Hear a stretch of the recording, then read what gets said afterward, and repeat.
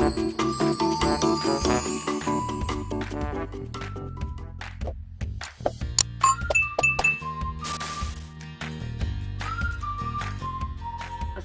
warahmatullahi wabarakatuh. Waalaikumsalam warahmatullahi wabarakatuh. Selamat pagi semuanya.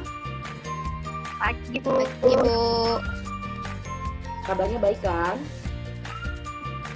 Alhamdulillah baik Bu. sehat Bu. Sekarang masa pandemi seperti ini, ya semoga kita semuanya sehat dan masa pandemi akan segera berakhir. Baiklah, hari ini kita akan belajar melanjutkan pertemuan sebelumnya. Di pertemuan sebelumnya, kita sudah membahas mengenai komponen-komponen gerak. Dan kemarin di akhir pertemuan, kita juga sudah menyampaikan apa saja yang akan kita bahas pada hari ini. Ibu telah menyampaikan kemarin ya materi yang akan kita bahas. Oh iya, sebelumnya ada yang ingat nggak materi komponen gerak kemarin apa aja? Coba apa komponen gerak? Ada kecepatan, terus apa lagi? Coba. Oh, sepertinya sinyalnya buruk ya. Coba Ira, selain kecepatan ada apa lagi? Bu. Iya, waktu ada kelajuan. Ibu saya Bu. Ya, Ibu. Iya, Hikmah, silakan Bu, aktif sekali Hikmah ya. Ibu saya Bu. Iya, Hikmah, silakan. Ada percepatan, betul tak Bu? Nah, betul sekali. Nah, Percepatan bagus. Bu. Ya, bagus. Jadi semuanya kita harus tetap pelajarin ya, karena untuk dapat materi yang kita bahas sekarang kita harus tahu dulu materi sebelumnya. Oke, kalau gitu siapa yang tahu hari ini kita mau belajar apa? Coba, ada yang tahu kita mau belajar apa? Saya Bu.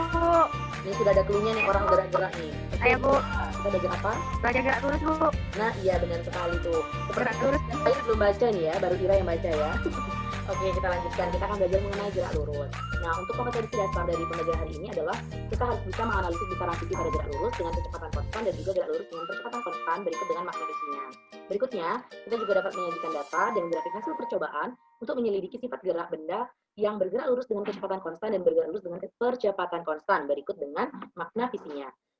Selanjutnya, tujuan kemarin kita sudah membahas mengenai 1, 2, 3. Nah, sekarang kita akan membahas poin 4, 5, 6. Di antaranya mendeskripsikan pengertian gerak lurus, menuliskan persamaan gerak lurus, dan juga menggunakan besaran-besaran gerak lurus beraturan dalam pemecahan masalah.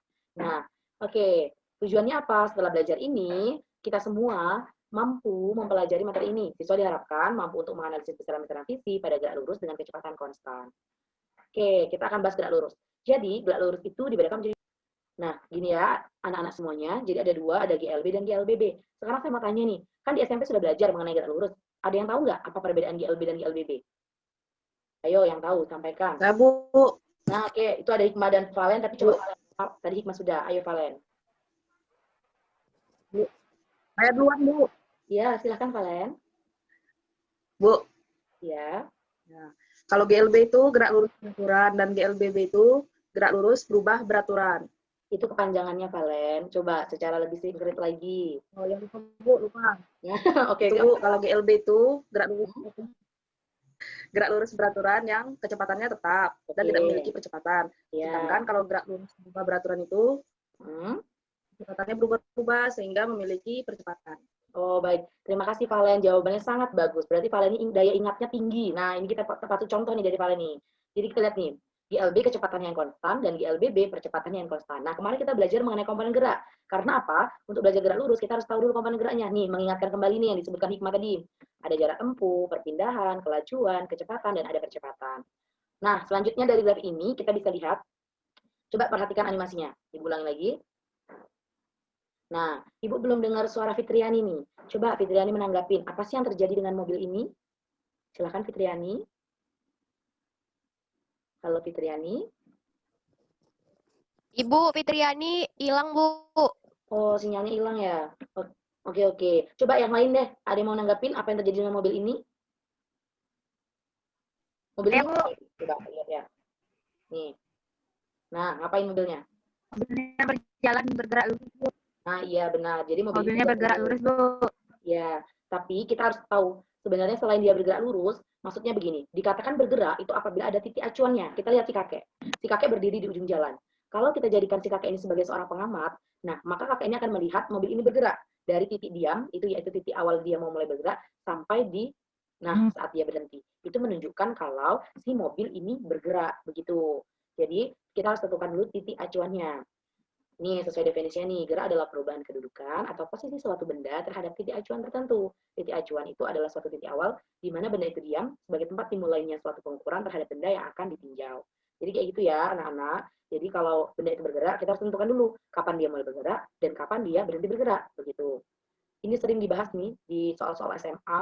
Nanti kalau kalian mau ikut Olimpiade, itu pasti ada tuh digabungin. Pokoknya materi gerak relatif, ini sangat penting untuk dipahami. Oke, berikutnya kita akan bahas mengenai gerak lurus beraturan. Nah, di gerak lurus beraturan ini, Ibu punya animasi. Coba diperhatikan. Nah, dia bergerak. Kira-kira kalau dia bergerak seperti itu, apa yang berubah dari orang yang pertama, ini orang yang masih diam ya, ketika dia masih diam, kemudian yang ini diam, kemudian kita bergerak di sini. Jadi, yang berubah itu adalah perubahan dari yang jelas yang pertama jaraknya berubah ya, karena pertama dia di titik 0, kemudian dia berada di sini, berarti jaraknya berubah. Yang kedua ada waktunya. Karena kan nggak mungkin di sini dia 6 sekon. Ketika di sini masih juga 6 sekon. Kan dia butuh waktu kan untuk menempuh jarak tertentu. Begitu. Nah, kemudian kita bisa buktikan nih perubahannya. Ini kita lihat. Adalah X1 dikali T1, X2 dikali T2, X3 dikali T3, dan X4 dikali T4. Nah, kita lihat grafiknya sekarang. Nah, ini dia grafiknya. Dia sejajar dengan garis lurus. Nah, coba Ibu akan tanya nih ya, random. Ibu acak ya. Oke, hikmah. Ibu mau tanya hikmah. Kena hikmah tahu tidak? Kan orang ini sudah berjalan, dia melakukan gerak lurus. Nah, kenapa sih dia dikatakan gerak lurus? Coba hikmah menanggapi. Karena orangnya tadi tuh berjalan dengan lintasan lurus, Bu. Oke, bagus. Tapi coba sekarang hikmah hubungkan dengan grafik yang ada yang ini. Grafik kecepatan terhadap waktu. Coba dihubungkan. Dari grafik itu dapat kita lihat bahwa konstan gitu, Bu. Apa tuh garisnya tuh lurus saja ke atas. Yang ini, Apa tuh? Yang ini lurus gitu ya. Iya, iya, Bu. Oke. Terima kasih Hikmah. Jawaban Hikmah sudah benar nih, anak-anak semuanya. Hanya Ibu menekankan, dia dikatakan garis lurus karena apa? Karena kita bisa lihat. Pertama, kita tinjau dulu dari hubungan antara jarak terhadap waktu. Kita lihat, dia bergerak dengan konstan. Benar kata Hikmah, konstan. Jadi kan kita tahu bahwa pembagian antara jarak dan waktu itu sama dengan V. Kita lihat nih, dia berjenjang ya. X1, T1, X2, T2 itu kelipatannya. Terus seperti itu. Nah, sementara pada yang ini adalah grafik kecepatan terhadap waktu. Kita lihat kecepatannya konstan dan P-nya yang berubah. Jadi dia dikatakan aturan apabila dia vektor dari geraknya itu membentuk lintasan garis lurus seperti itu. Nah, ini ada keterangannya nih, suatu benda dikatakan mengalami gerak lurus beraturan jika vektor geraknya segaris sehingga membentuk lintasan garis lurus dan kecepatannya selalu tetap setiap saat. Nah, jadi seperti itu. Oke, kita lihat nih. Ini ada grafik. Lihat mobilnya bergerak. Kemudian perhatikan grafik yang di bawah. Itu ada grafik jarak terhadap waktu yang sudah kita bahas tadi. Ibu sudah membahas tadi kan? Itu ada grafik antara kecepatan dengan waktu dan juga ada grafik percepatan dengan waktu. Kita lihat kalau jaraknya dia tetap garis lurus. Pokoknya kalau gerak lurus beraturan ini, apapun yang terjadi, grafiknya akan tetap lurus dan kecepatannya akan tetap konstan. Nah, ini nanti Ibu share ya PPT-nya supaya anak-anak semua bisa belajar di rumah. Selanjutnya kita akan bahas mengenai aplikasi gerak lurus beraturan. Ibu punya soal, silakan dicerna dulu ya soalnya. Nah, ini dia. Gali dan ratna itu terpisah pada jarak 42 meter. Kemudian bergerak saling mendekati. Gali dengan kecepatan 4 meter. Gali yang sebelah sini ya, ini Gali. Dan yang di sebelah sini ini adalah ratna dengan kecepatan 3 meter. Sekarang Ibu mau tanya dulu nih, kira-kira apa sih maknanya Gali bergerak 4 meter, Gali ratna bergerak 3 meter, itu maksudnya apa? Ada yang tahu? Kecepatannya, Bu. Ya, iya Ira, kecepatannya. Maksudnya gini ya, jadi Ibu jelaskan ya. Nah, dikatakan di situ Gali bergerak 4 meter. Coba lihat satuannya, 4 meter per sekon. Artinya apa? Setiap 1 sekon, itu Gali akan mengurangi jarak antara Gali dan Ratna sebanyak 4 meter. Begitu pula dengan Ratna. Setiap 1 sekon, Ratna akan mengurangi jarak antara Ratna dan Gali itu sebanyak 3 meter. Jadi Ratna akan mendekat 3 meter, Gali akan mendekat 4 meter. Berarti dalam 1 sekon itu akan terjadi pengurangan sebanyak 7 meter. Itu dalam 1 sekon. Nah, sekarang pertanyaan selanjutnya, kapan waktunya mereka akan bertemu? Kalau dalam 1 sekon mereka dapat menempuh jarak 7 meter. Coba ada yang tahu nggak nih? Ira lagi deh, berapa? Kapan waktunya mereka akan bertemu? Coba Ira. Benar, Bu. Berapa? Iya, benar sekali. Jadi 6 sekon. Dia akan bertemu pada waktu 6 sekon. Jadi kan ketika 6 sekon ya, Caranya seperti apa? Coba Ira mau menjelaskan gimana caranya? Karena Ira ini pemalu kan, dia nggak berani ngomong ya. Oke, nggak apa-apa, nanti kita akan bahas lagi. Nah, jadi 6 sekon itu dari setiap 1 menit, mereka kan akan mengurangi jaraknya 7 meter. Jadi karena jarak semuanya 42 meter dibagi 7 meter, sama dengan 6 meter. Nah, jadi itu cara mudahnya, nanti kita lihat pembahasannya. Nah, selanjutnya Ibu mau bertanya lagi nih, kita udah tahu jaraknya segitu. Nah, pertanyaan berikutnya, di mana mereka akan bertemu? Ibu minta Hikmah yang menjawab. Karena Hikmah sepertinya dari tadi mau jawab, tapi keambil sama yang lain. Coba Hikmah jawab. Kalau kita tinjau dari Galih, selama 6 detik Galih bergerak 24 meter. Terus kalau ditinjau dari Ratna, itu selama 6 detik Ratna bergerak 18 meter. Kesimpulannya tuh, Galih dan Ratna bertemu setelah 6 second atau pada detik ke-6, 24 meter dari tempat Galih mula-mula atau 18 meter dari tempat Ratna mula.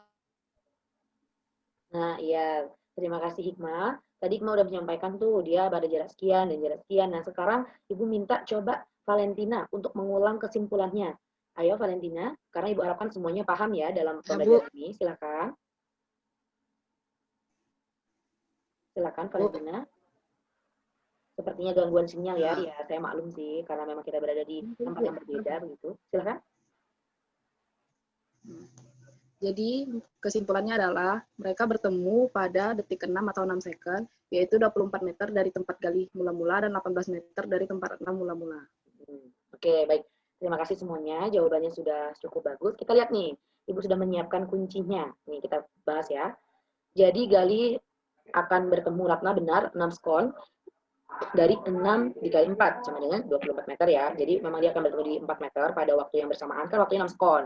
Sementara jarak dari Galih itu atau kecepatannya 4 meter. Berarti dalam waktu 6 sekon Galih dapat menempuh 24 meter dari 6 sekon dikali 4. Kemudian untuk Ratna 6 sekon dikali 3 diperoleh 18. Kan waktunya sama-sama 6 sekon, hanya saja kecepatan Galih dan Ratna itu berbeda. Oke. Ada yang mau ditanyakan tentang pertemuan hari ini? Enggak, Bu. Sudah paham? Paham, Bu. Sudah, Bu. Oke, kalau memang sudah paham, sekarang tolong semuanya amati animasi yang Ibu berikan ini. Oke, bisa dilihat ya, banyak sekali hewan-hewan yang bergerak. Dan pertanyaan Ibu, kita tahu bahwa gerak itu adalah perubahan posisi dari pertama benda diam sampai benda itu berhenti. Nah, pertanyaannya adalah binatang mana yang bergerak dan binatang mana yang diam. Nah, itu coba dijelaskan. Ingat prinsipnya, tentukan titik acuannya dan tentukan siapa sebagai pengamat, kenapa benda itu bisa dikatakan bergerak. Seperti yang Ibu bahas tadi mengenai mobil. Nah, seperti itu. Jadi ingat ya. Untuk tugas Bu, ini, saya Bu. oke, Hikmah silakan. Itu Bu, burung. Burung yang warna hitam di atas. Nah, yang terbang itu, titik acuannya burung yang diam di bawah pohon itu, Bu. Dekat genteng. Nah, ya, jadi menurut Hikmah yang diam yang mana? Yang diam yang di bawah di atas Yang ini? genteng bawah pohon itu, Bu. Yang ini diam? Ah, iya itu, Bu. Yang ini Iya, yang Bu. bergerak? Oke, benar sekali. Iya, Bu. Nah, berarti Ibu rasa untuk pelajaran dan juga soal ini, itu anak-anak semua sudah paham. Oke, nanti Ibu akan kirimkan 2 soal latihan di WhatsApp group, dan silakan dikirimkan sebelum pertemuan berikutnya. Untuk pertemuan berikutnya, kita akan membahas mengenai ILBB. Jadi silakan anak-anak semua pelajari. Ibu juga nanti akan mengirimkan buku untuk kalian belajar. Dan juga satu lagi, sebelum memulai materi minggu depan, Ibu akan adakan kuis tentang pertemuan hari ini. Dan soal dari kuisnya tidak jauh-jauh dari animasi yang Ibu berikan ini, ada kaitannya. Jadi nanti Ibu bagikan PPT, bagikan juga buku. Silahkan anak-anak semua pelajarin untuk persiapan kuis dan mengisi portofolio. Baiklah anak-anak, kalau sudah tidak ada lagi yang ditanyakan, Ibu ucapkan terima kasih. Semoga pembelajaran kita hari ini dapat membantu pemahaman dari kita semua dan menjadi pembelajaran yang bermakna. Ibu ucapkan terima kasih. Sampai jumpa. Semangat dan jangan lupa jaga kesehatan, pakai masker, jaga jarak, ikuti protokol kesehatan, dan satu lagi, di rumah aja. Karena sekolah sudah virtual. Oke, Ibu akhiri. Wabillahi taufiq wal hidayah. Wassalamualaikum warahmatullahi wabarakatuh. Waalaikumsalam warahmatullahi wabarakatuh. Terima kasih, Bu. Sama-sama, kembali kasih. Semangat semuanya.